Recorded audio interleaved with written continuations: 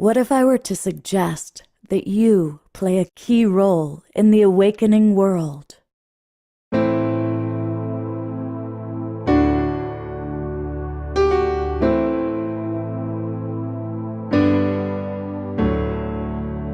that you are watching this because you have heard the call.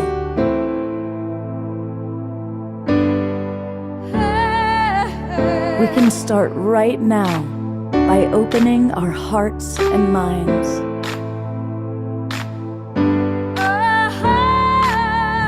Welcome to the awakening world.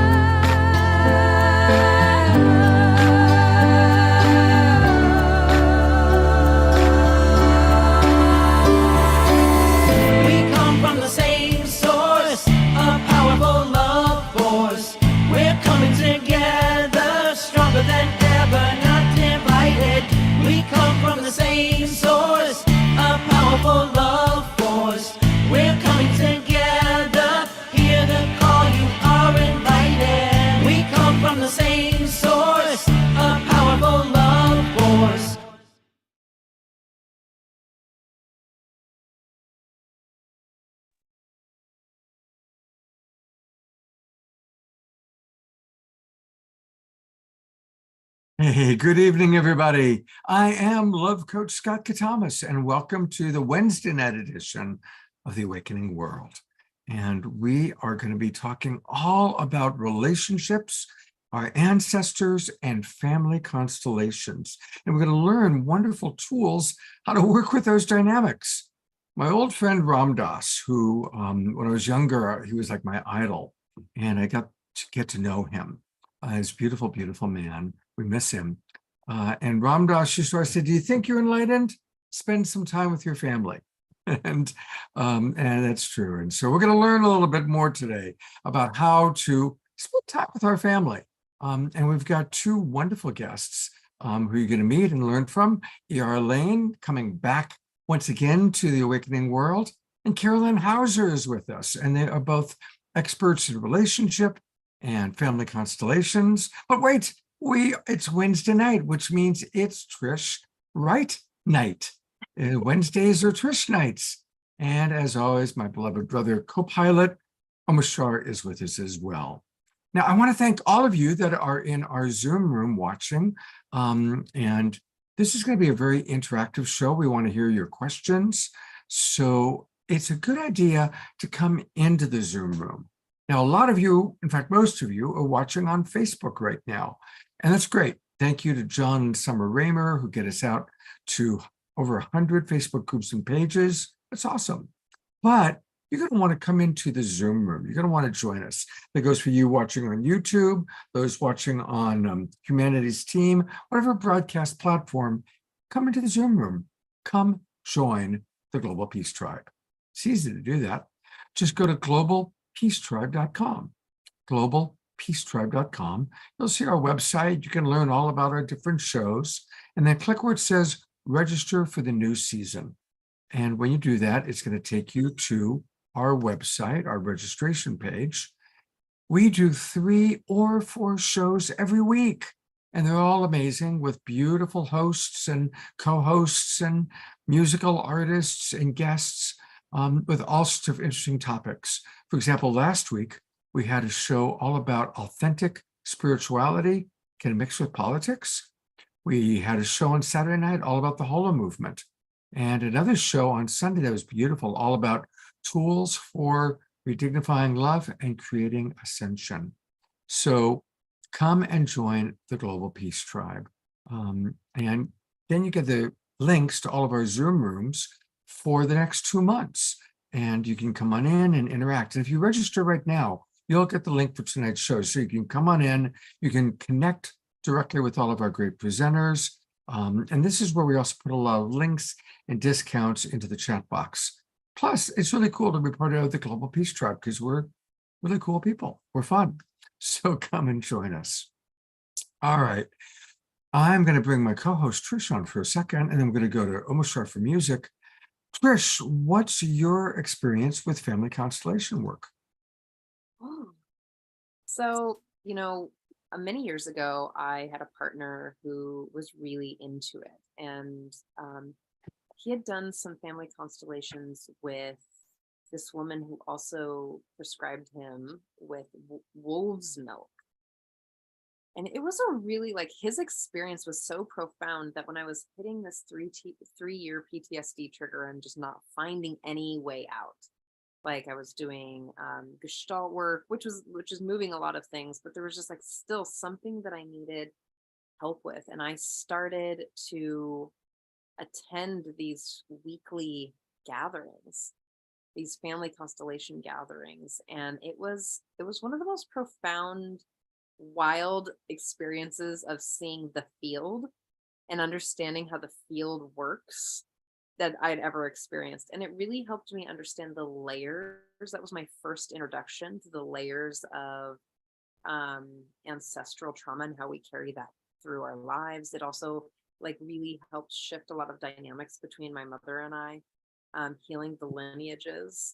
And he just so happens to have been the person that offered the belfry of the church to me. Yes. Oh, I've seen, yeah, y'all. I've seen it. I've seen that spot. Yeah. Yeah. Y'all didn't know I was the bat in the belfry for almost a year.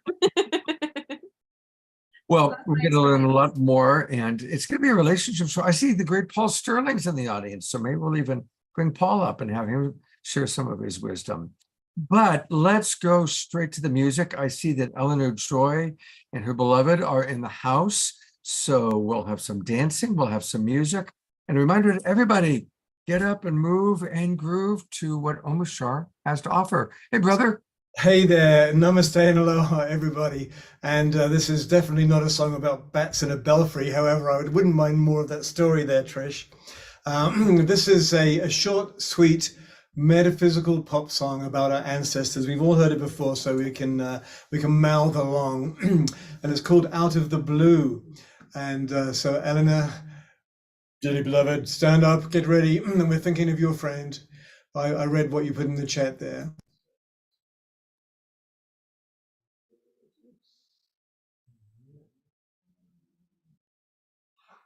There we go.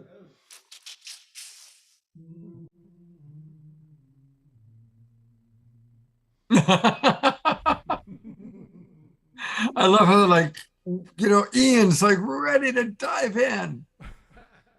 Here we go.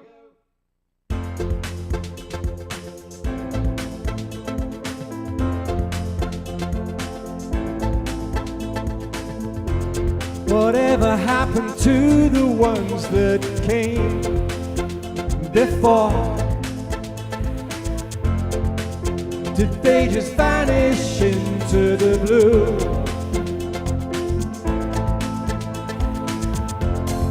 Maybe they're living the dream we know to be true, and reaching their hands back out of the blue. My heart is so ready to embrace all that's new. I feel the love calling for me to break on through. With peace on my mind, I know that I'm coming to the new way of life that feels so true. Come on, Bunny, get it down.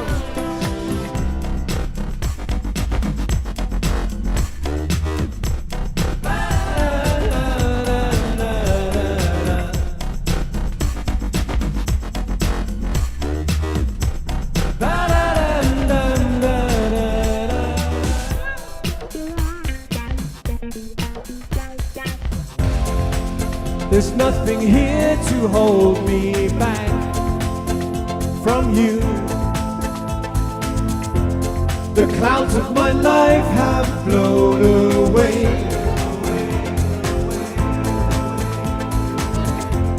My lightness of being lifts me every day. I find myself feeling not so blue.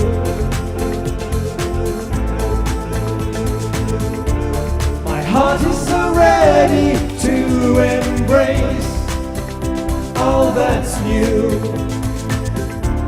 I feel the love calling for me to break on through. With peace on my mind, I know that I'm coming to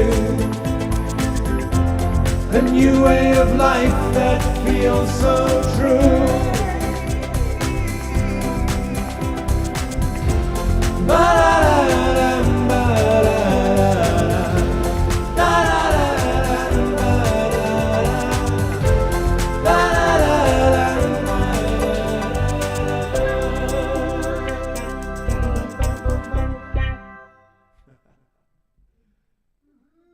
Well, that was a fun one. It was a fun one. It is a fun one. I'm going to stop this thing as sending me psychedelic. I was debating, do I have that background? I have this other one that has flashing lights, but I would need permission from people who have epilepsy in the audience, right? To perhaps. Right. Now, have you done family constellation work before? No, I have not, but I have had a men's group when I was in Kauai that I joined that was definitely about family constellations, but it was more about coming into the heart so we can go back into the family with a heart open space and be receptive to our partners and loved ones and family. So that's pretty much my experience with it.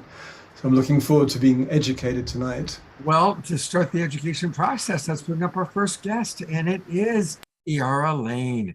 Iara Line. Ah, yay. How are you doing, Scott?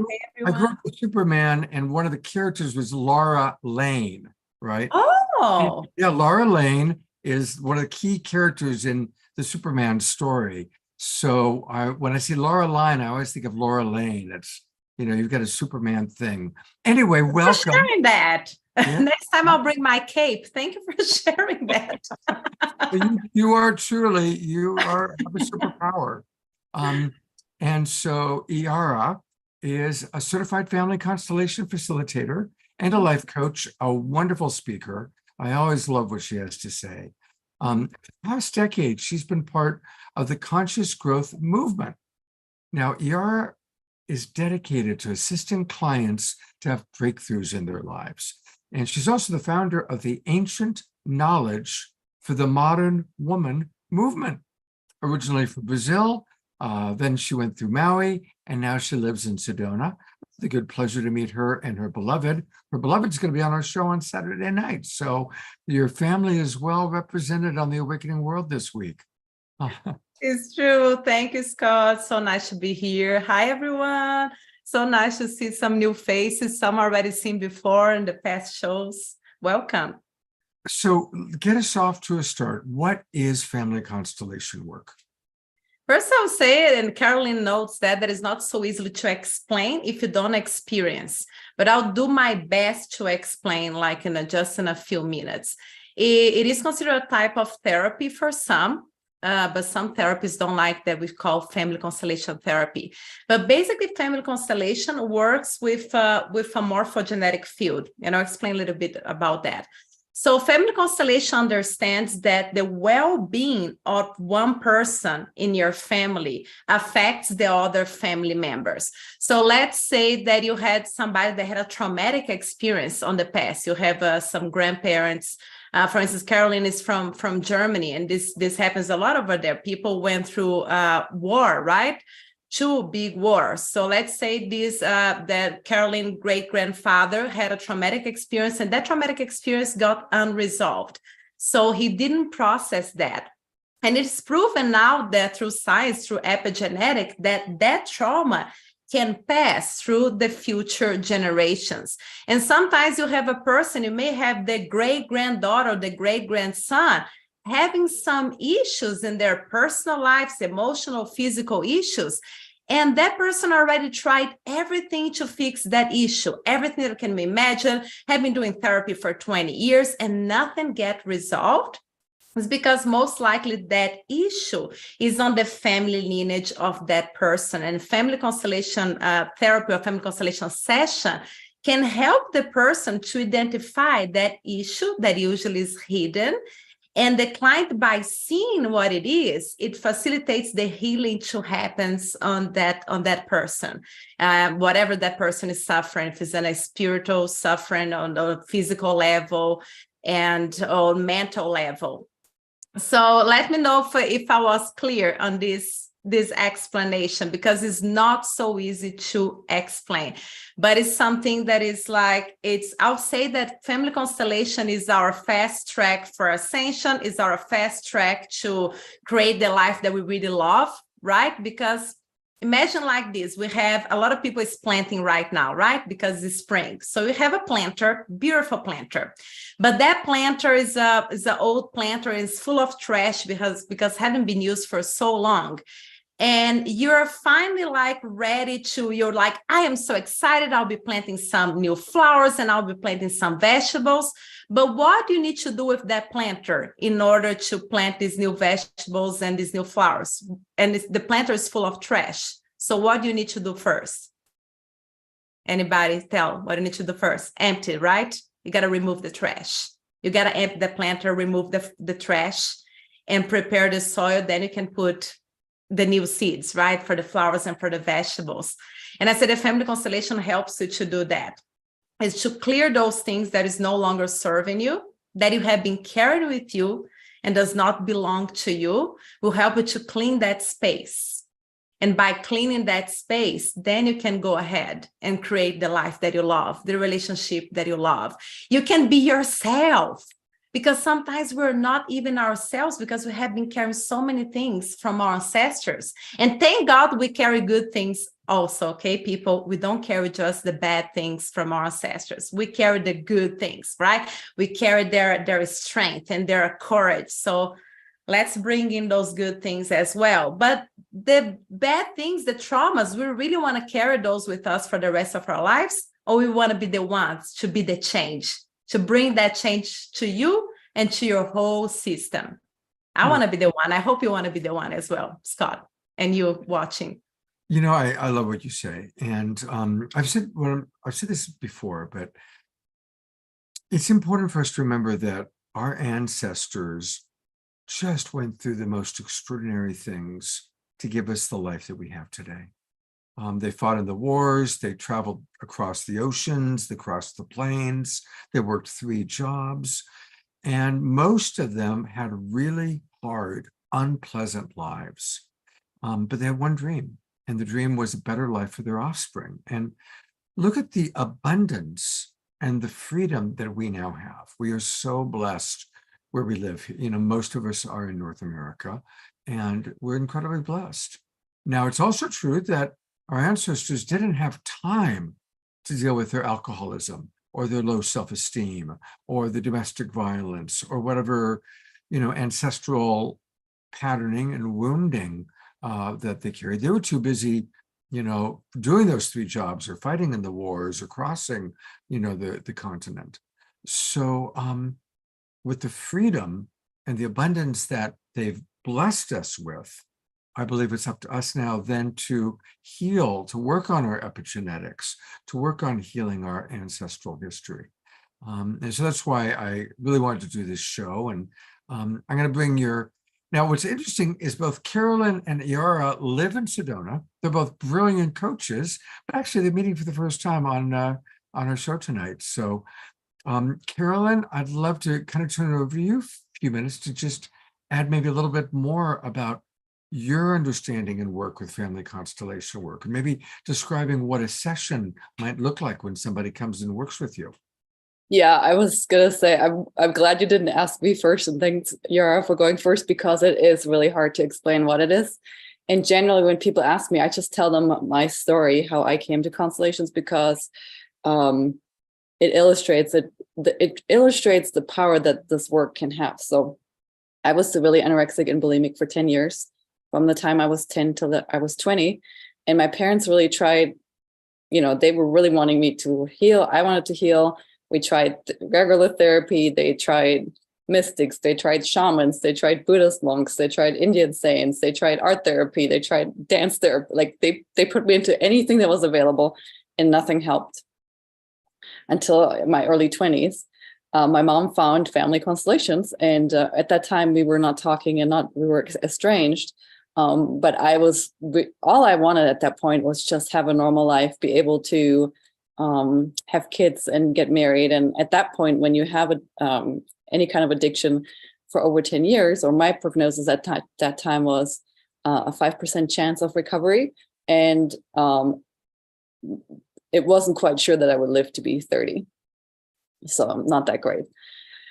So I really wanted to get better, and I was desperate, and I went to this weekend seminar, and it was very weird because I was probably the youngest, and there were a bunch of people, maybe 16 of them. None of them had met each other. They were all there for different reasons. And like Laura said, it's mostly people that have tried everything that finally break down and say, okay, I'll try it, or some people find it maybe a little sooner, but in that circle were a lot of people that were like, I've tried everything else and I don't know what else. There were people that were getting divorced, people that were facing cancer, and then it was me. And it was a 3-day weekend workshop. Now, the reason why this is called Constellations has nothing to do with the stars in the skies. Originally, this word comes from Austria and Germany, and it's just a really bad translation, in my opinion. But the reason why it's called constellating is because you take your inner picture of something, and I'll explain this more, and you place it in the room. So you spatially place it, you spatially constellate your inner picture, basically. It's a way of making your subconscious and the group consciousness or group subconscious visible. So in my case, Saturday went by, half of Sunday went by, and I knew that if I wanted to have a change, I had to finally, raise my hand and say, okay, I'll do it. And when I did what they asked me to do, and this is how it's traditionally done, is they asked me to pick people from the audience. Nobody knew anything about me other than I was struggling with these eating disorders. And so they asked me to go around the circle and asked for people if they would be willing to represent for myself, for my siblings, and my family. So we did a family of origin, which is a kind of like a traditional way of doing it. And a person for the eating disorder. And then they asked me to just ask these people, asked if the people were willing. If they were willing, they could also say no or yes. When they were willing, I kind of asked them to get up and put them in front of me, placed my hands behind them, and intuitively walked across the room or around the room with them and placed them in different positions. That's why it's called constellating. And to make a long story short, what came out in my constellation was actually that the eating disorder, the thing that I was fighting and the thing that I thought was killing me, was the thing that had kept me alive all the time. If I hadn't had that eating disorder, I was struggling with depression, all kinds of things, I would have probably killed myself. So it totally shifted the dynamic, and it was a profound experience. And I went home afterwards, didn't think about it too much, just let it be, which we were advised to do. We were advised to not analyze it too much. And within 3 months, I was completely healed. And the funny thing is, I didn't even put 2 and 2 together. I met a friend 3 months later, and he was just asking how I was doing. And I'm like, I'm fine, I'm healed. I healed myself. And he's like, how? I've known you for 5 years. We've been struggling with this thing for 5 years. How in the world did you heal yourself? And so I stopped to think and realized, oh, like 3 months back, I had this one session. And ever since then, I was able to step by step, every day, get a little better and get a little better. So I hope that gives you kind of a little bit of an idea how this is done, and the power of it. Today, I don't work in groups anymore. I don't know, Yara, how you work, but I do individual sessions, and I use these colored fields, and I have people pick different colors for different things, and then I step into them. And one thing that I've learned from this work is that we all, like each and every one of us, we carry such a tremendous history and story with us, and we are all more similar than we think. And we're never just, it's never just ourselves. So oftentimes when we're stuck in life, it has nothing to do with the current situation, but everything with where we came from, and where we came from. I guess that's what I have to say for now. Thank you for that, Carolyn. You know, it really is difficult to sort of describe the magic, the profound transformation that Constellations is, you know, and it takes a lot of trust in people, in your practitioner, to let them lead you, right? So I think that you've done a fabulous job describing an undescribable moment. More volume. Sure, I can do that. And just to, is this better? Yeah. Okay, great. And just to say that to hold such amazing space takes a lot of ability to move with what is. And I had the like wonderful pleasure of being able to sit in a session with Yara at the Global Peace Tribe Retreat. And epic. Do that, call her. And I'm sure that Carolyn's really amazing too. Like, look at her cute dog in the back.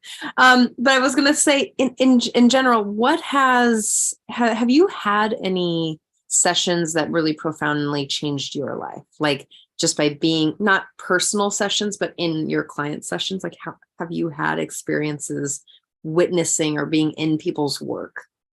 Can you tell us a little bit about that? Should you ask Caroline or myself? Okay.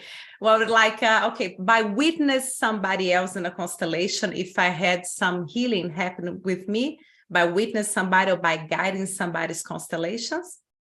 Is that your question, right? Not by leading the constellation, because I seen like, I can use like miraculous, because I saw some miraculous things happening, like when I guided a constellation, what happened with the client afterwards. But I experienced some healing myself being in a constellation as well, because even if you're in a session, a group session, and like Caroline, nowadays I do the one-on-one more than the group sessions, but I still do the group sessions. But in the group session, when you're representing somebody else, family, right? And you have something similar that may happen in your family, you can experience healing. I didn't experience like anything extraordinary, like when I was representing somebody's family, but I definitely felt some healing. I was like, wow, something very similar happened in my family and really touched my heart and make me like think about some of my family members and start treating them differently. Like, for instance, in family constellation, we say that everybody has the right to belong. And this specific family constellation was somebody that was excluded from the family system. And because somebody excluded this schizophrenic guy from the family system, like the descendant, and I don't remember if it was the nephew, I think, took place of this schizophrenic person that was excluded and started having all types of emotional issues. And I have a similar case in my family. So it really touched me at that time. I was like, wow, I have a very similar case in my family, and I see that people is excluding this person in my family, that it is schizophrenic as well. And it started wondering like, what are the issues that is causing? And I went to my grandparents and my aunt and talked with them about that. You know, what about giving more attention to, I'm not going to mention name, but to this person, to really start seeing this person, you know, and not like hide this person on the back seat because this person has schizophrenia. So yes, just from participating in a family constellation, even if you're not the client, the working client, healing can happen with you. And please, in your case, if you have some case of somebody that committed suicide in your family, or somebody that has is schizophrenic, or somebody that you believe that was excluded from your family system, I really ask you, like deep in my heart, like from my experience from being a family constellation facilitator, don't do this with them, because this will it can cause like a huge issue in your whole family system. Find a way to see this person, to look at this person, to accept this person in your heart, and to not exclude that person from your family system. That's like so important. it's hard for me to describe how important. Caroline knows that, how important it is, and the problems, the issues that can come from that, excluding somebody from your family system. Thank you, Yara. And Carolyn, I put the spotlight on you. You can add, to Trish's question. And there also is another question that I just want to put out, which is from Susan, who asks, if there are so many ancestors, can you ever get it all? So there's a question to also tackle, Carolyn. Yes, I do think that you can get it all, because you're not connected in terms of your fate with all of them. Like, you're not the catalyst for all of them. I think there's systemic, we call it systemic patterns that run through a lineage.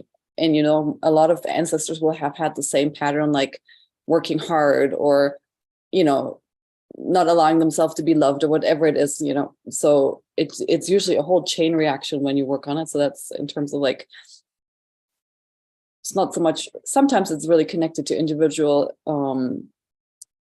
destinies that you're connected to, but oftentimes it's whole strings, basically, that you kind of, or whole chain links that you unlock with the constellations. What I love so much about the constellation, or where it's helped me grow so much in life, is I do couples work. And I have probably, so when we say step into, what I didn't share during my story is that people get to represent for your, so in my constellation, people got to represent for my mother, my father, my siblings, and so forth. And these are people that don't know anything about you. A skilled facilitator will know how to ask the right questions so that these people become conduits. So what we know from the constellation work is that there's a knowing field that we all are connected to, and that's what we use.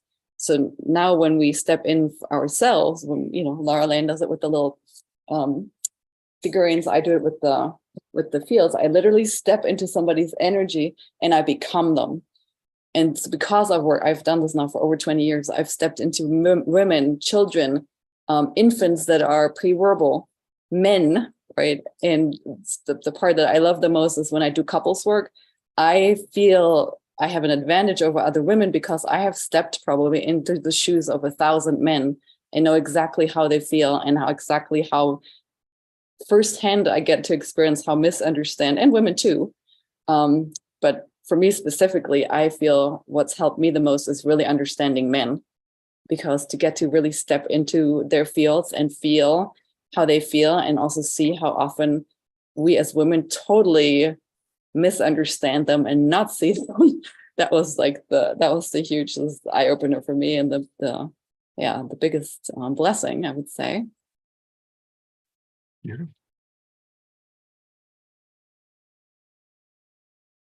Trish?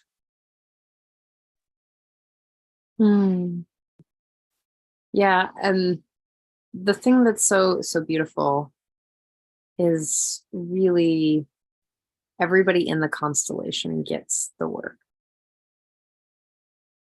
I think that's part of its amazing magic. Yeah, amazing. Let's see, what questions are there in the world? I'll read a couple comments. I like the healing. Grace says, I like the healing that comes from understanding how everything has a deep and understandable reason that deserves our infinite compassion and love. Another question is, how quickly can we get results? And George says, it's generational. Your parents have learned from their parents and on back in time. There's a knowing in the field we are connected to, says Grace.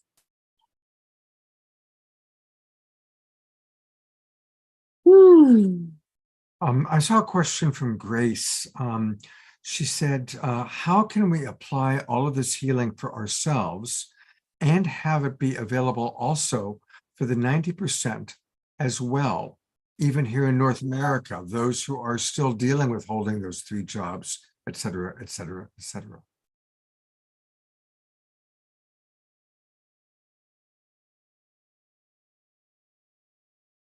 I believe it starts with you.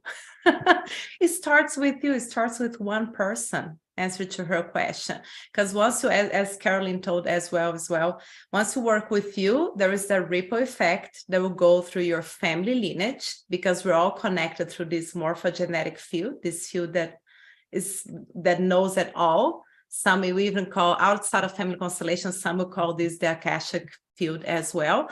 So you work in yourself for whatever reason that you need. And when you work in yourself, you affect your family lineage.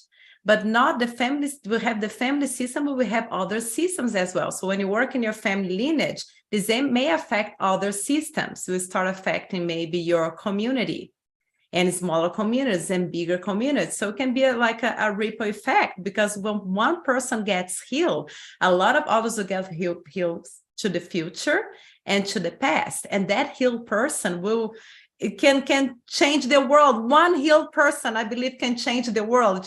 Remember that little music, that little light of mine, I'm gonna let it shine. You know, there's the little light doll, and all the other ones start getting light. It's like that. It starts with us. That's all I have to say. That's beautiful. Thank you so much. Wow. Carolyn, what are your thoughts? So in my life, what's been most useful is understanding actually vibrational levels. And that's the work of Dr. David R. Hawkins, who also used to be in Sedona. He's no longer living. But he basically taught us, and I'm sure there have been people on the show that have talked about this, that there's vibrational levels, high vibrational, low vibrational levels. When we're in a low vibrational state of being, generally we get sick, we struggle, our life is not flowing so well. He actually gave us a scale of consciousness, map of consciousness, where he shares with us that the vibrational level of 200 is the line of courage. Everything below courage goes towards death and decay. Everything above courage goes towards more life and more abundance. 500 is the level of love and bliss. And when we can live there, life is magical. So what he's also shared in his book and his research is that I think he says 98% of the world population lives below the level of 200. But the other 2% calibrates or counteracts that those 98%. So in terms of what you were saying, Laura, you know, he basically has the scientific proof that if one of us works on getting ourselves into a higher vibrational state, so I think he has the number of one person at 500 carries or helps balance either 750,000 or 1 million people and help lift them up as well. So the vibrational levels, they are exponential. And in my own life, the more I focus on learning and finding ways to help myself to get to those higher levels, the more effective I was being at living my purpose, and the better my life also got. So the focus is really on learning about energy and learning methodologies like family constellations. Family constellations is, in my opinion, hands down one of the fastest way to elevate ourselves. Kind of what Yara also shared. That's what came to my mind when you were just asking that question. You know, as a coach, and it's kind of fun, you know, because I don't do family constellation work, but it's fascinating to me. And of course, Trish and I are both coaches. And one of the things that, of course, we all see as coaches is how symbiotic families are. And so what you talk about, how, you know, one person raising the vibration has an impact on the whole family. One of the things I've also noticed is the challenge of when one person raises the vibration, it also threatens other members of the family. Oftentimes the older, more kind of stuck in their ways members of the family. So how do you kind of get around that when, you know, you've got somebody who's doing great family constellation work, but other members of the family are threatened by this rising of consciousness? And that's a question for you too, Trish. That's why I brought you in. Mm-hmm. Well, I think, you know, since when you do family constellation work, it's on the subconscious. So when I do a constellation, or if you do a constellation on your family members, they don't necessarily consciously know that you're doing it. You know, it's not like they're you know, they don't need to know. They don't need to know anything about anything that you're doing it. And so in my experience, yes, there might be some turbulences, but overall, and this would be interesting to track over time, you know, how these families that were one or a few people have done constellations, if they raised up, if their lives got overall better. My feeling is that, and actually Hellinger, who's kind of the man that discovered or brought this work to us, he always said that, yes, the truth in the moment might startle us or be painful or whatnot, but it ultimately sets us free. So while there might be a little bit of a ripple or something, I do think that generally, overall, it helps to make everything better for everybody. Beautiful. Trish or Iara, do you have any thoughts on that? Yeah. Well, there's a lot of thoughts that I have about that. Thoughts on patience and thoughts on compassion, thoughts on allowing and accepting people for who they are. You know, having experienced this myself, you know, in my life, is like doing the work, getting things that I want to happen in my life to have the shifts, and having resistant people in my life, well, resistant or like they're just happy with whatever is their experience in this lifetime. And what I had to come to personally was my discomfort with their unwillingness. What I saw as unwillingness to do the work was a judgment. Was the judgment of something that I wanted for them, or I wanted them to do to prove their love to me, or something to make my life easier. And it was a really selfish approach.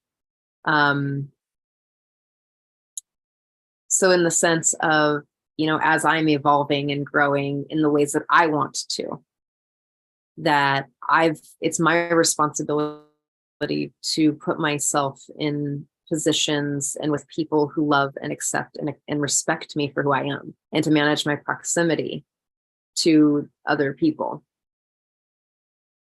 you know, to the people who are like, think that I'm kind of a POS, or that I am, you know, like why would I hang out with someone who thinks that I'm a terrible person? You know, why would I put myself in a position to cause someone triggers and traumas constantly just by being who I am?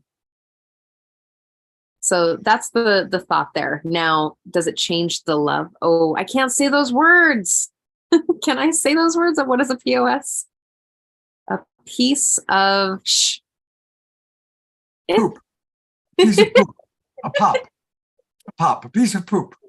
Yeah. Well, that would have been a pop, yeah. But that's what that's how I work it out. And then it doesn't change anything about how I love them or how I want to be in connection with them. So as they're doing their work, whatever their work might be, I can't tell them what to do, nor do I actually really know what they need unless they're telling me specifically, right? Like, I want to go here, and I'm like, oh, good, I can help you find the strategies that are going to work for you. And then, but that's also not my responsibility, right? And that's not my job, nor if it's especially non-consensual coaching, like, we don't do that. So that's what I love more, accept more. Beautiful. Michelle B. Betty, I'm going to go to you for a moment for your question, but I want to read a couple comments that have come in. Dorina writes, and Dorina, I always appreciate Dorina, she's down in Ecuador. She writes, I experienced the healing effects of family constellation therapy a decade ago, and I'm pleasantly surprised that it's becoming more mainstream nowadays. I want to recommend a really good 8-part movie series called Another Self, a Turkish drama series. You can find it on Netflix, that is centered around a man who does life-changing family constellation sessions, where the 3 main characters embark on a spiritual quest in finding themselves and working through past trauma via family constellational work. So thank you for that. Reverend Jeffrey reminds us of the beautiful Ho'oponopono prayer. I love you. I'm sorry. Please forgive me. Thank you. Eleanor Joy writes, judgment and expectation are like a noose around our neck. And George Noble is celebrating the question. It says, I have a friend who only wants to love everyone and stay present. Doesn't have a clue that her ways of being with men resemble those of her mother. No insight into this possibility, what it could mean. I'll mention family constellation systems to her. Absolutely. All right, Omashar, you had a wonderful question in the chat box. I'm just going to go to you to ask it to our two experts here. Yes, I will. And just a precursor to that, without the curse being in the cursor, is as I have up-leveled myself over the years, the only way I've been able to protect myself and my family units and my friends' units is by just shutting up and not sharing anything with anybody else, because it's only in this forum that I can speak openly and freely about consciousness and my heart and my connection to the Divine Mother and everything, because everyone else just thinks I'm a complete nut. And so over the years, I've stopped sharing it. It's kind of like my pearls, but I'm finding myself more and more isolated, which is interesting. And so that's just that. That's just an aside. And I'm not too sure if the question that I have has any bearing on this topic tonight or any relevance or any value. However, but I'm going to say it anyway. And if we all concur that we all have many, many, many lives, right? We've lived hundreds of times, different bodies, then does that not mean that we are our own ancestors? I am an ancestor that lived in a different form 100 years ago. So I'm just kind of bringing that into the topic, because we all look at healing our ancestral, poor ancestors. They suffered so much. I am my ancestor. I was the one that suffered so much. Not poor me anymore, because holy smoke, look what we are creating together as we rise. So as I'm just kind of throwing it in here. I'm not too sure if it's going to go anywhere. Maybe Carolyn and Yara, do you have any feeling of that within the sessions, that not only are we healing our ancestral line, we're healing the ancestors that we actually are, as the dude that was with the Mormons that came across the desert, and or whomever, the Dust Bowl and blah, blah, blah, the Tea Party. It's all me, it's my fault. And it's a joke. Anyway, that's enough, I think, maybe. Does it make any sense? Yes, it does, Omashar. It's interesting because you touched the subject of past lives as well, and you being the ancestors and the reincarnation. I think you were touching a little bit of the subject of past lives, and the traditional Hellinger family constellation, as I learned, we don't really work during the family constellation with like past lives. But I understand your concept is like, so when you're healing yourself, even though you had like past lives, so you are the ancestors, right? And you are the ancestors of somebody else because you had past lives, if you believe in reincarnation, who is watching over here. So I believe like when you have the past lives, you're carrying those characteristics, you're carrying those things within you as well. So I believe when you're healing yourself, Omashar, over here in the year of 2023, you'll be hitting these other parts as well. Even though, as far as my studies, Caroline, you can tell about your experience, I never really worked with like the past lives things during a family constellation, because just in our current life, we already have like so many things going on.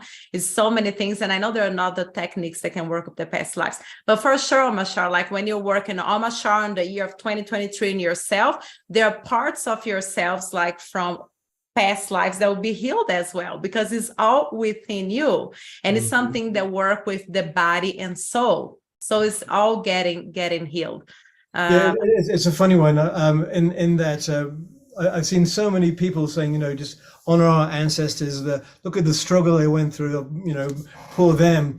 And it's kind of like we're putting this is my perspective only, putting all our energy back there when it's taking us really out of the present. And if I am my ancestor, it's poor me. It's not poor them. I'm just kind of doing in my life, doing everything to pull myself into the now and not give myself to the past or the future. Maybe a little bit, but not much. And so maybe there's going to be an up-leveling of even family constellation practices when more people realize that we've all, there's maybe let's say there's 10 billion souls that can continually reconstitute themselves through this earth plane. So I'm going to shut up there because this is a deep hole. So Well, all I can say is whatever you need will come out in the constellation. And yes, in classical constellations, we don't go into past lives and so forth, but living in Sedona, I've opened right. I've opened myself up to just do it my way in a sense. And I've had constellations where past lives come in. I've had constellations where aliens come in. I've had constellations where whole nations come in. I've had constellations where previous lifetimes of selves come in. So, you know, what I know really for sure know is that whatever you need, the field will provide for you to get to the next iteration of you, the next level of freedom. Nice, thanks.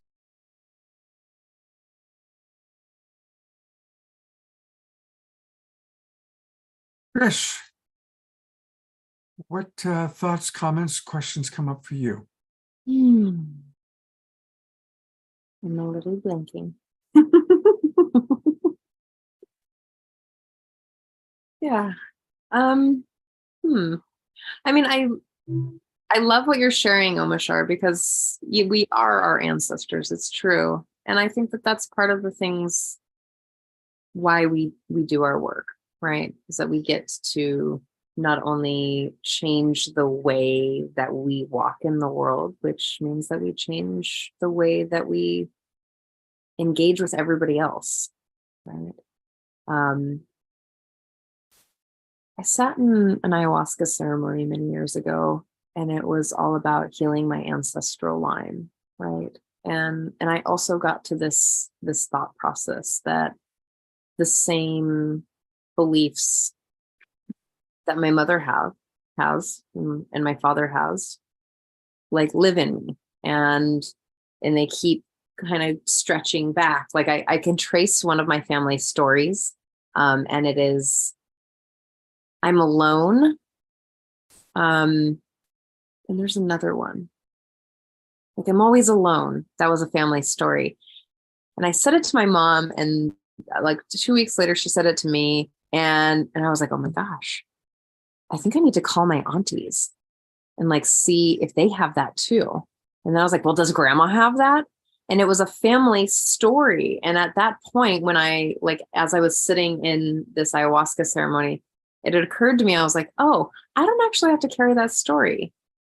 Like, someone in my family lineage had the story, and they were probably very alone, right? And then passed the language down, passed the genetic imprint of that belief down. And so, gosh, I wish I could remember, like, there were so many constellations that I did in one moment. Like, there was like I would do it every week for months. So that's a lot. It's hard for me to actually like tease out the like a one experience, because it was so profound in that time in my life. And the reason why I went there was because I was hitting traumas that were pre-verbal. Like, I was hitting things that I couldn't speak about because they were so young. And so when you're when you're connecting to, like, we are our ancestors through not only our genetic DNA and the imprinting and all of that, because genetics are amazingly fascinating, as well as the emotional traumas that get passed through storytelling or through the language that we use. Like, constellations can help you find empathy and find understanding through the embodiment of the practice or the people involved. Does this make sense? Beautiful. I think I was all over the board there. we love you, Trish. All right, I'm going to read a few comments and then go back to our wonderful guests. Susan Bloomquist writes, it is funny how sometimes an ancestor is strong in a child, even looking just like them. Bonnie of Bonnie and Roger fame writes, over the recent years, I've come to realize it's not my job to help my family grow spiritually to match my level, and that it's okay for me to pursue my growth no matter how they perceive it. That is a big lesson for a lot of us. That's why I brought that up. Thank you. Eleanor Joy says, right on, Bonnie. When we do our own healing, then it opens the pathway for others to follow suit. The choice is ours, theirs. This is a strong comment, very vulnerable from George. He writes, I learned that on all my matrial line, that all the women from my mother's mother back several generations, all these women died young and angry, talking 40s and sometimes even 30s. Angry due to the extreme sexism of the times, keeping them chained to the kitchen stove and or the bedposts. Ooh, boom. So that would be a good example for some family constellation work. On a lighter note, Dia Therese writes, song, I'm my own grandpa, a wonderful, fun song from a long time ago.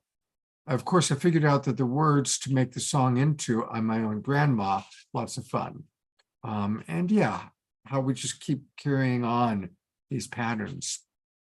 Reverend Jeffrey writes, it is so great that we now have the concept of the field. This is a new and not yet understood by the majority of folks, yet how grateful we can be that we understand the wisdom of being connected to this unified field that we're all a part of. And then finally, Mark Janislavsky writes, I mean this, thank goodness and God, thank goddess and God, that I've developed my consciousness enough to become part of this global Peace Tribe family.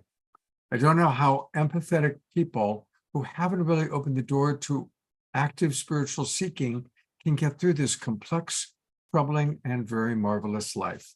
Like a soul R system, S-O-U-L, then AR system, we are a self-assembled family constellation. And beloved Deborah Juliet writes, yes, Carolyn, I've experienced the very same. The twin Ray, who she works with, offer an awesome healing system that we can learn, or we can get a healing session, and it's working with the divine Christic energy system. It works on all of our 144,000 ancestors while healing us and our karma at the same time during each session. And we're going to be interviewing actually on the Awakening World on May 27th. That's 2 weeks from this Saturday, or last Saturday, 2 weeks from last Saturday, 1 week from this Saturday. We're going to be interviewing people who do the KES healing, twin ray style. All right, so Carolyn and dear Iara, this is giving you a chance to reflect some of the comments coming in.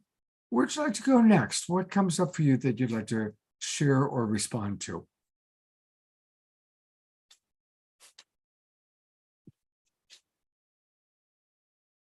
Do you want to go first, Yara? Or I can go first now. I've been going first a lot.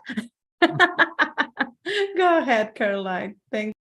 yeah, so for me, I very much feel like my purpose is to help bring peace between the feminine and the masculine. And there's so much we can do with constellations, and especially around, so in everything that I've learned and around the relationships that I've struggled in relationships quite a bit, I would say, with myself, and then also intimate relationships.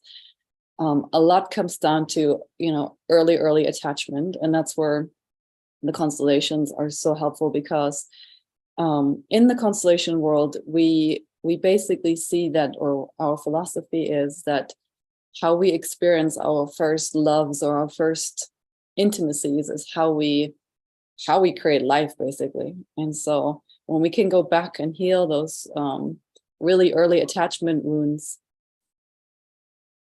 pretty much everything in life changes for us.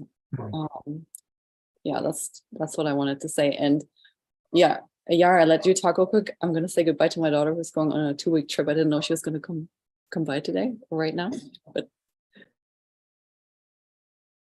Thank you, Caroline. I just want to make a comment because I saw a lot of comments, Scott, saying, well, I like, and Trish mentioned that as well. It's like, well, I'll keep going on my growing, my expansion of consciousness even if my family is not supporting me on that, because I cannot change their mind, right? And this is so true. Okay, we cannot change their mind. We cannot say, okay, you gotta believe this. You gotta do this. You cannot do that.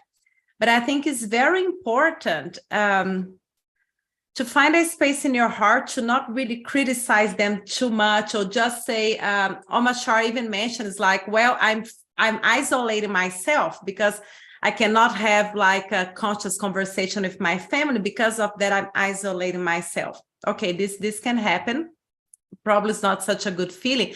But what can we do? Like, can we do something on the soul level for that gap, right? Because you're here, you're a super conscious person, you're expanding, and the family members that you love so much, sometimes your father, your mother, your brothers and sisters are here. So there is a huge gap between you both. And you may ask, how can I do to like reduce this gap? I want to get close to them. They're my family members. I love them. I want to keep having contact with them. And I'll say there is some things that we can do, some systemic exercise that we can do on the soul level for that. And what I suggest, you can imagine that person in front of you, can be your mother, your father, or maybe it's your brother or sister, that you're having this big gap that you cannot have a conversation with them. But on the soul level, you can connect, you can close your eyes and imagine that person in front of you and have a conversation with that person on the soul level. First saying, like, let's say if you are here the younger brother and you're actually having this issue with your brother, your older brother or your older sister, you can close your eyes, imagine that older brother or older sister in front of me and say, brother or sister, mention the name and say, I see you. First, recognize that you see them. I see you, you're my brother, my sister. I see you as a family member. I bring it to my heart. You're part of my system. You're part of my family. But externalize to them. But I have this expanse of conscious, and I'm learning new things. I know that maybe you're not 100% open for that. But I want to tell you that I love you. I still love you, I respect you. You're still my brother, you're still my sister. You can have that dialogue in the soul level. Imagine that person in front of you. And a lot of times when you do that and you're doing the subconscious level, the soul level, that person can get affected. And you're not influencing the free will of that person at all. Right? The person still has free will to change or not change, but you're having that communication, the soul level with this person. So for those of you that are feeling this big gap between a family member, because you're so more like advanced in a way, you have more knowledge and they are still close, something that I recommend to do, because by doing that, you may reduce that gap. And you may not feel so alone or so disconnected from that family member. That's what I want to share for now. Okay, thank you. Well, we're going to bring in some reinforcements. Of course, Trish and I are coaches, but the great Paul Sterling is in the house. And Paul, I'm just curious, you've been here for the whole show. What are some of the thoughts that come up for you? I'm trying to find a way to bring you on. Whoops, wrong person. Hi, Deborah. Trying to find Paul. I had him in my sights. There you are. Thank you. Paul, what comes up for you? Well, I am a relationship coach, but I'm also a relationship crash dummy. I have been through so many different challenges, and I'm looking at, when do you choose this over something else? And I had a brother that committed suicide. And so mostly I participated in this one, Scott, just listening, go, how do I apply it in my life?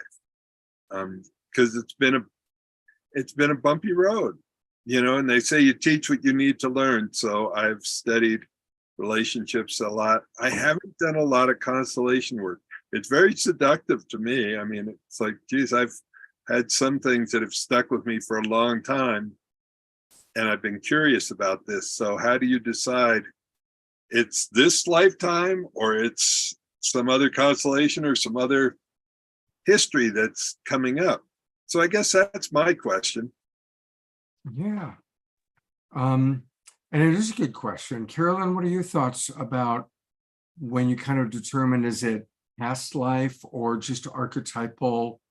You know, it kind of, when we are imagining a past life experience, past life memory, to what degree do you take the approach that is historically past life, or it's more of an archetypal way of seeing that dynamic inside your consciousness?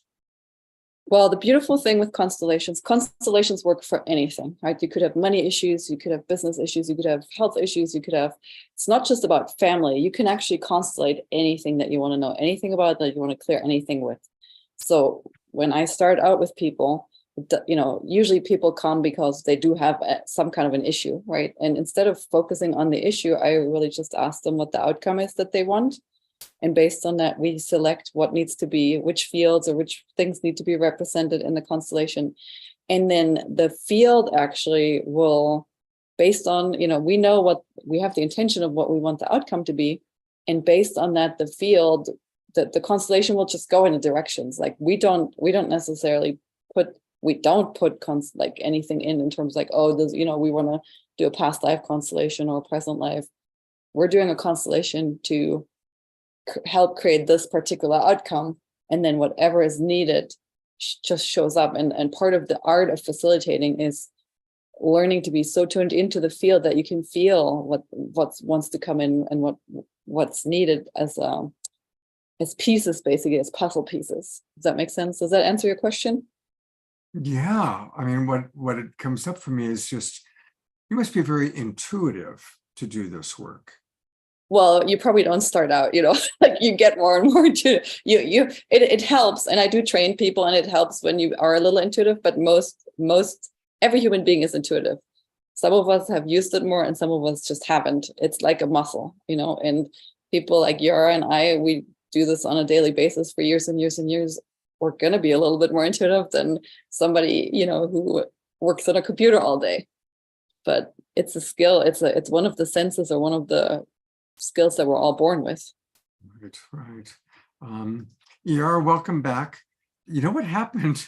Just as I was about to bring Paul Sterling on, Jasmine Bear jumped into my lap and put her head on my keyboard, which caused everything to go wonky. So I apologize for that, but welcome back. All right, so let's get into how do people work with each of you? And of course, I'm going to bring up your websites and such, but we'll start with you, Yara. If somebody wants to work with you, what does that look like? What are the steps that they take? What happens? Okay, Scott. So the first thing, we have a preliminary meeting. Usually it's like a 10 minutes phone meeting, just to do an assessment, what the person wants to work with, to see if it's a good match. Is family constellation the best thing for the person? Because maybe it's not. Family constellation is not always like the solution that the person has been looking for. So I have this preliminary call, and this 50 minutes discovery session. There is no charge for the client, and you can do that through the website, the Life Change Breakthroughs. And after that, said, okay, you really want the constellation, we'll schedule a session. And the beauty about family constellation, especially the one-on-one sessions, is because we can do in person or we can do online, right? Because there is no limitations about access in the morphogenetic field. And we work with those figurines that represents the family members. And as Caroline said, she works with some papers, right? I work with the figurines, and the way it works, I'll enter the morphogenetic field of each family member of the person to access the information that is needed over there, and to find what's going on in the client's life, that is in the family lineage, that is causing the client to have the issue that they brought for the situation. And family constellation is, I think, I lost what Caroline said, but the beauty also it is you can use for everything.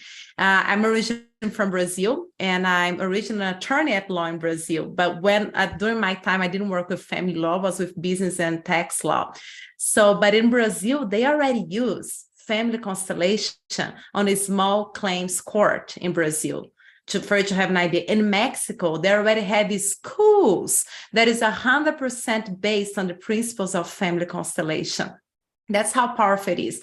It's used for business. For instance, somebody has a business and something got stuck in a business and they cannot find what's going on. Something is stuck in a marketing team, for instance.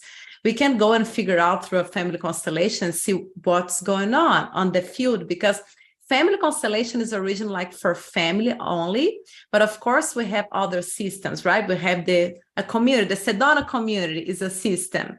The Maui community in Hawaii is another system. The business is another system. People that work at that business has the community as well, and can be work for business, relationships, physical pain, emotional pain. It's like so many things for so many things. And usually the beauty of also about family constellation is usually when you work on that situation one time. You don't need more than one time to work on that situation. You may have something else. You may bring another situation, but usually we don't work on the same situation twice because it can be seen what's going on during the session. Then healing can cause, like, it's like one thing that I think is super important as well is like, I'm a facilitator, I'm not healing you. Caroline is as a facilitator is not healing you. The healing happens within you by seeing what's going on that system that caused the healing to happen within you. You are healing yourself. We're just facilitating the healing that needs to happen or something that needs to be seen that you cannot see. Thank you, Iara. Well, that's a beautiful thing. And to learn more about Iara and her wonderful work, and if you want to awaken to your extraordinary life, go to her website. It's lifechangebreakthroughs.com. lifechangebreakthroughs.com, where you can learn more about her. And there's a lot of really cool stuff that she's doing. She's go to Maui. You can either go to Sedona to work with her in person or go to Maui. Those are two pretty good places to go to work with this wonderful woman. And she really does do a lot. She works with individuals, business owners, women's empowerment. And I see some people that I know that actually have worked with you before. And she is offering a free life blueprint. It's called How to Create Your Extraordinary Life. Just click there, and that's how you can get her ebook. And definitely make sure you give your name, just like I'm demonstrating right here, your email address, and always sign up for our friends here. And that's a great way to, stay connected to what, in this case, Iara is doing. So please do join her website. And we're not done with you yet, but I figured we'd go ahead and do the introductions of websites. And so, Carolyn, same question. How do people work with you? And what's that look like?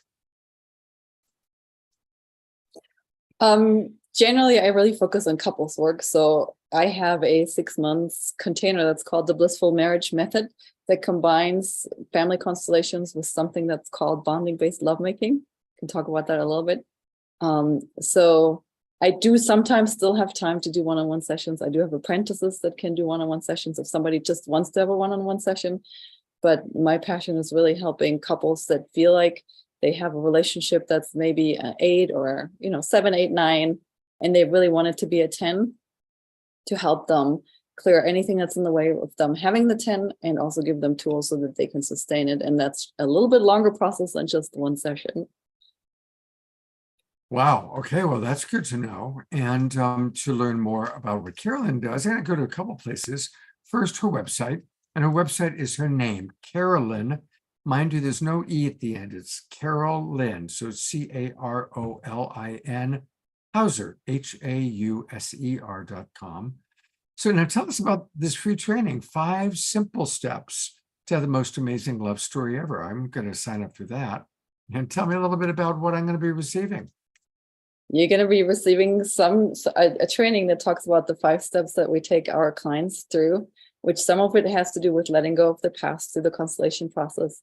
Some of it has to do with really we look at relationships at very different than normal relationship coaches or therapists, which I touched upon, the levels of the energy levels. So part of learning how to be a blissful lover really has to do with learning tools for yourself on how you can uplift your own energy.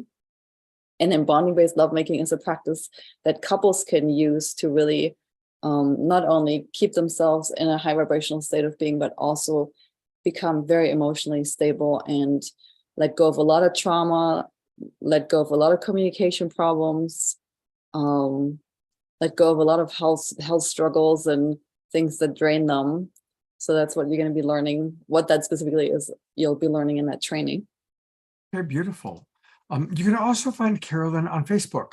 And it's simple, just go to facebook.com and put in her name, Carolyn Hauser. And again, I see that you've got all about, really working with power couples. So what's an example you can give? And I love that you've got, I didn't know Martha Stewart's in her 80s. Those are all pictures taken of her in her 80s.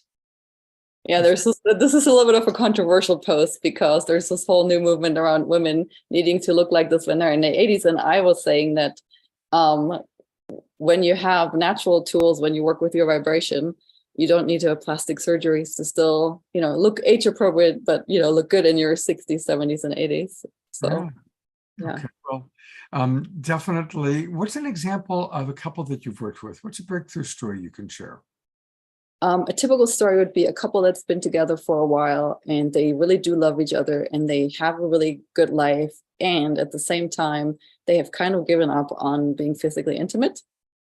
So oftentimes when I talk to couples, they either still have like super passion, but a lot of drama, or they don't have so much passion anymore. They have a really stable companionship, but the sexuality part has gone out the window. And I believe that it's really possible to have it all in terms. It's really interesting to me how people that will not settle for anything, that will not settle in any other areas in life, when it comes to relationship, there's like this pervasive belief that we can have the friendship, but not the sex, or the sex, but not the friendship. And that is not so. And a woman named Marnia Robinson actually wrote a book a while ago. It's called Cupid's Poison Arrow, that really changed my life when I found it 7 years ago. That basically opened my eyes to that we have 2 programs for lovemaking. These programs have to do with our subconscious programming, but also with our neurochemistry. And our neurochemistry has to do with how much we stay in love, how much passion we have, how well we are connected, and how stable we are as human beings. And so I am very much passionate about helping couples bring the honeymoon feelings back or keep them. If they're in the earlier stages of relationship, help them to keep those lovey-dovey feelings and really strong connected union. And for couples where the honeymoon feelings have faded and they're more in a roommate zone, to bring them back so that they can really truly have it all. Because I was just on your Facebook page, and there you are with your beloved. Yes. The opposite medium. And that is a beautiful photograph of the two of you. How long have you two been together? A little over 1.5 years now. Beautiful. Yeah. Well, while we are doing promotion and letting people know how to get, let's talk about Trish. Trish, who's been traveling all over. You've been teaching all over the United States. I can't keep up with you. You've been all over the place, Oregon and Florida and North Carolina and the Bay Area, teaching and doing all sorts of wonderful things. Wait, I just added more things to my schedule. My gosh, where else are you going to be going? Well, I'm probably going to be teaching in New York in July, back down to Miami. I've met with a naked chef and she is amazing. And we're going to probably pull some sort of really sensual breath workshop together. Wow. And if you want to follow me or see where I'm going and what I'm up to, follow me on Instagram. Like, that's a good place to find what I'm doing, how I'm doing it, why I'm doing it. Once I finish school in just a few days, finals are this week. This is going to be a lot more active. So this is a really good place to see some of the things that I'm up to. I love all these different images of you, Trish. You definitely have many different personalities that are showing up in these photos and these posters and these images, that's for sure. And what's it mean to be a trauma-informed coach? Because I think that's one of your specialties, and I do want people to understand that. Yeah. Well, not only have I been trained in different modalities that include trauma work, which is being sensitive to the languaging, moving slow nervous system regulation tools, recognizing that stimulating someone's trauma can send them backwards, and that to be not only to not just be slow and move with intention, but also how to get out of the trigger and trauma states and like how to come back from that. So there's lots of different things, like the counseling abusers class that I took and the mental health first aid things that I've taken, and also the Gestalt work. And, I'm sure there's other things that I can't quite, I'm not sure why I like consume all these classes, but like there's other things in my past curriculum that give me the opportunity to hold people in the depths of like a psychological breakdown. Yeah. Well, thank you. It's beautiful work that you do. And I'm going to bring our two guests back on. And I'm also going to bring up the great Paul Sterling. And here's a question that kind of came in, and we addressed it a little bit, but I ought to ask, I'm wondering if you can speak more about the applications of family constellations for trauma, especially within communities. And we touched on that a little bit, but let's face it, we all have trauma in our family constellations.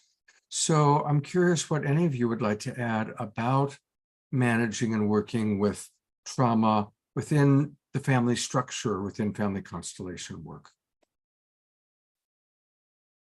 And any of you can just jump in.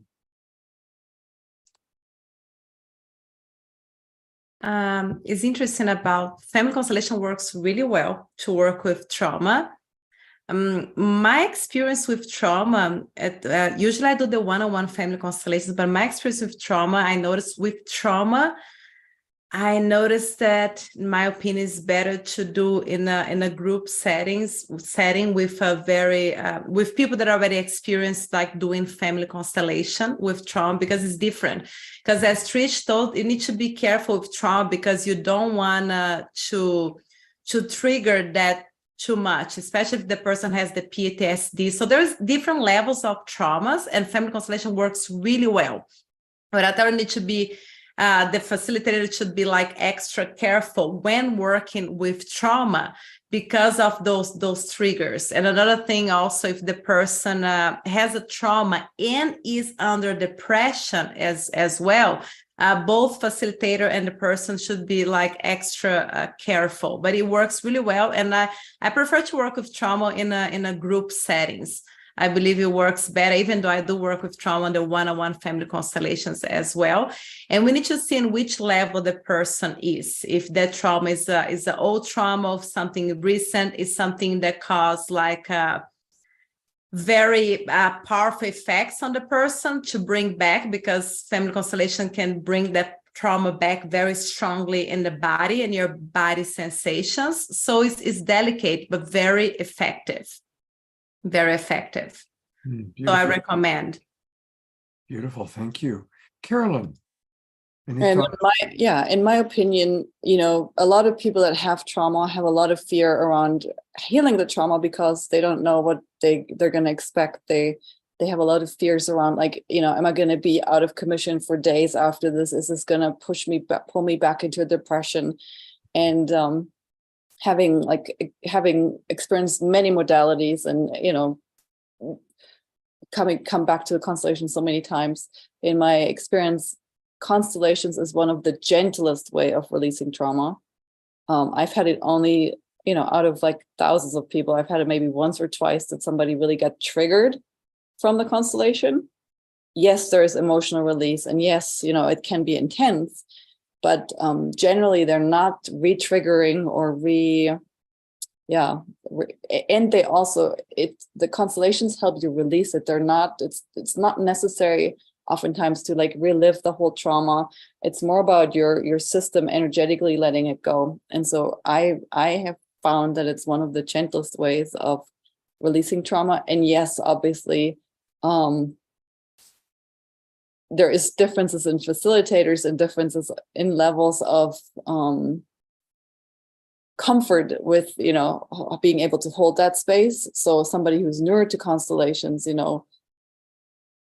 for them, I would maybe not recommend to go to try to do work with really deep traumas, but the more experience you get as a facilitator, and the more also you represent. So part of becoming a facilitator is representing.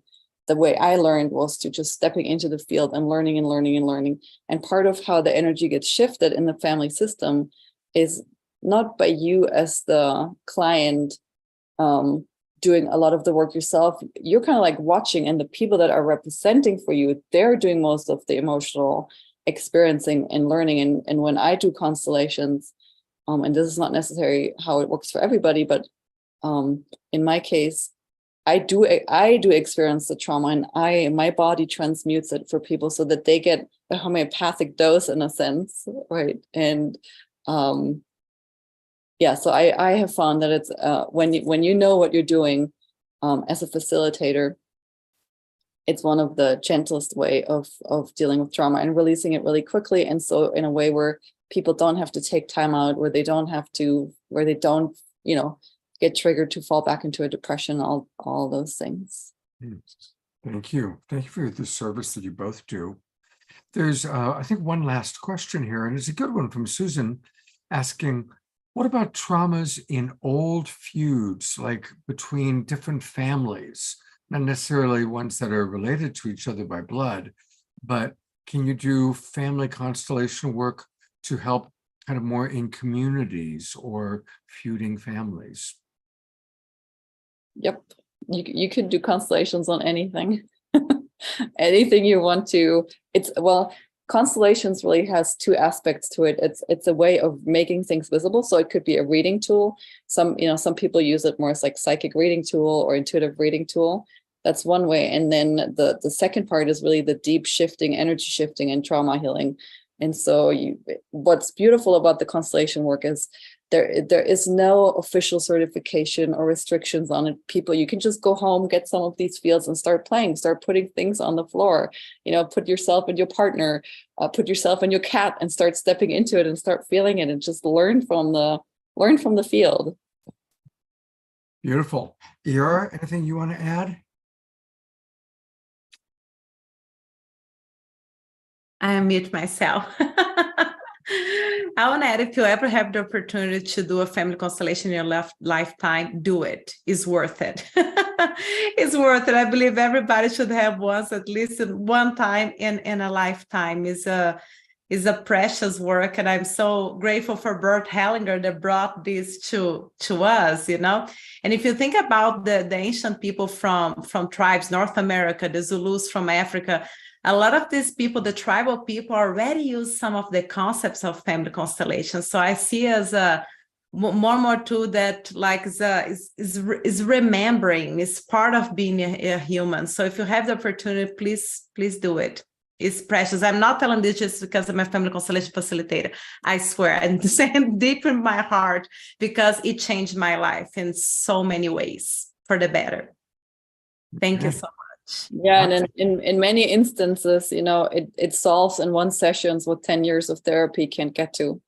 So it's very common that, I'll do a session for people and they're like, oh my God, I've been struggling with this for like my entire life. Where has this been? Wow. Yeah. Wow. All right. Paul Sterling, we're going to you. I notice you've got a thought or a comment. Well, I kind of wanted to, at the end of this, normally I have plenty of things to say. Tonight I'm pretty quiet. I'm just in awe of our speakers. And Scott, I wanted to say something about you.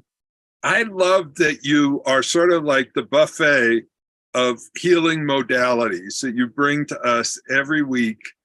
the best of the best for us to learn from and grow from. And I just appreciate who you are as a human being and what you've created here with the Global Peace Tribe and the caliber of people, some of the best healers in the world that you bring together, that we get to come and sample and enjoy and learn from. So that I just wanted to appreciate you as a human being and what you bring in the weekly effort Well, that thank you, Paul. to make a difference. I appreciate that very much. Thank you. I wasn't expecting that, but thank you. I'll receive the compliment. And yeah, it's inspiring for me because I've kind of a double life, by day when I'm doing my sessions, I'm working with people that are going through really hard stuff. And then on the Global Peace Tribe shows, I get to be inspired by all the wonderful guests that we have that are, always inspiring and changing the world in wonderful ways. So it keeps me remembering that, yes, life is hard. Relationships can be difficult, but we are part of an awakening world, and it's very beautiful. Trish, I'm going to bring you on for any final thoughts or comments you want to share, and then, of course, we'll go to Omashar. Oh, I just want to say how sweet that was, Paul. I wish I could remember exactly what it was, a buffet of spiritual healers or something. Oh, I was like, oh. Yeah. Good. What part of the buffet are you, Trish? I don't think we should get into this conversation. I'm blushing now. This has gotten. I love you. And I love you, Scott. And to Yara and Carolyn, Paul and Scott. You know what? It takes a village to keep showing up and doing our work. You too, Scott. Come here. Okay. Obrigado. Yeah, it takes commitment and commitment to your own healing and your own transformation and your own personal growth work and being in the darkness and the shadow and discomfort. So thank you all for choosing to love. Well, likewise, Oh, and you too, Omashar, of course. Thank you. Hey, before we go to Omashar, I want to acknowledge another wonderful opportunity. A few weeks ago, we had a show, Trish, remember, you and Omashar hosted it, actually, all about epigenetics. And Krista Morea Love is offering a free epigenetic experience. It's this Saturday. It's 9:00 Pacific time, 12 noon Eastern. It's free. And you can really drop into a deeper understanding about epigenetics. And I really believe strongly in Krista Morea. She's great. And so I want to just encourage everybody to attend. I'll put the link in the chat box where people can sign up for this. It's a great, great opportunity. It's free this Saturday. So I definitely want to encourage everybody to do that. All right, Mr. Omashar, you are up next. That would be it. I'm it. You're it.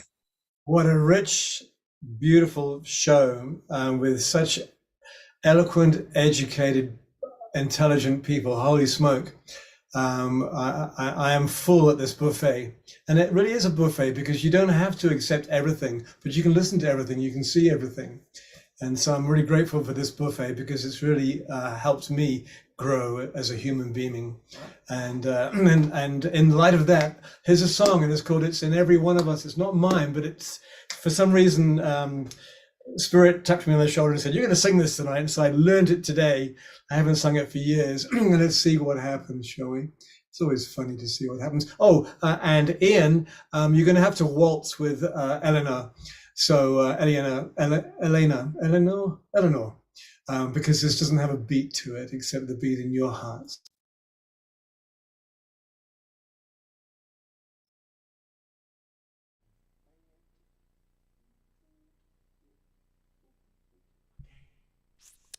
Woo-hoo.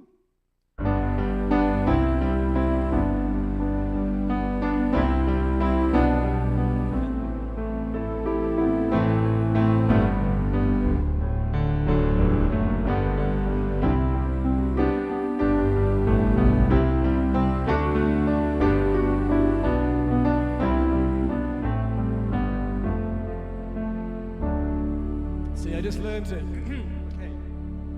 It's in every one of us to be wise. Find your heart, open up both your eyes. We can all know everything without ever knowing why. It's in every one of us by and by. It's in every one of us. I've just remembered, it's like I've been sleeping for years. I'm not awake as I can be, but my seeing is better. I can see the tears. I've been realizing that I've bought this ticket and I'm watching only half of the show. There is scenery and lights and a cast of thousands who will know. Know, and it's good, and it's so. It's in every one of us to be wise. Find your heart, open up both your eyes. We can all know everything without ever knowing why. It's in every one of us, by and by. It's in every one of us. I've just remembered, it's like I've been sleeping for years. I'm not awake as I can be, but my seeing is better. I can see through the tears. I've been realizing that I bought this ticket and I'm watching only half of the show. There is scenery and lights and a cast of thousands who will know what I know, and it's good, and it's so.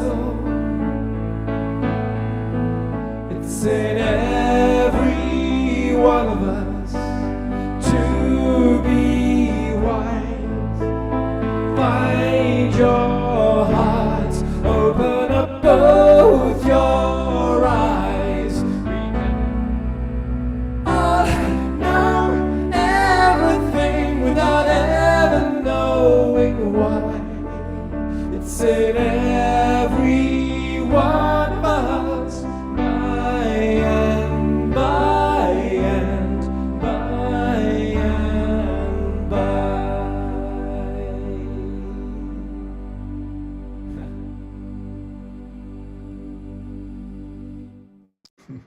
Oh, love that song. It's Yeah, all you too. Thanks for putting, twinkle time for Amashar. thanks for putting up with the glitches, but sometimes you just got to do what you got to do. It looked like you ran out of breath there for a moment. I did, but that's because I'm living in. You gotta breathe.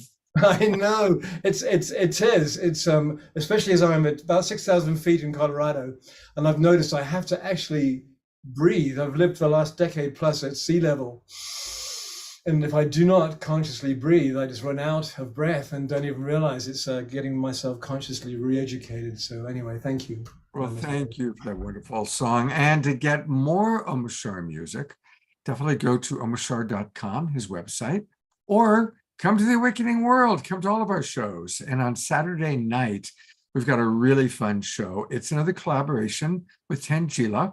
And you know, Carolyn and Yara both came to us through Tangela. So we are grateful for her. And we're going to have joining us will be Yara's husband, beloved, Stephen Von Lynn will be playing music on Saturday night. And then we have all these wonderful guests. And look at the topic, how to embody your divine superpowers. It's going to be a really, really fun show. So make sure you join us on Saturday night. And then this Sunday, you know, we're kicking off 99 Days for Unity. It's a big program. We've got a lot going on with it. We're going to talk about that. We've got some of the leaders of it and two really powerful guests. And of course, as always, Amashar music. So definitely join us on the Sacred Sunday show. And I'm going to bring Trish up one last time. So there we go. Another Wednesday night, another wonderful, wonderful show. Thank you, everybody, for being with us. And I see a lot of wonderful comments coming in. People are happy. So we'll see you. Have a wonderful week, everybody. We'll look forward to seeing you on Saturday night. Take care.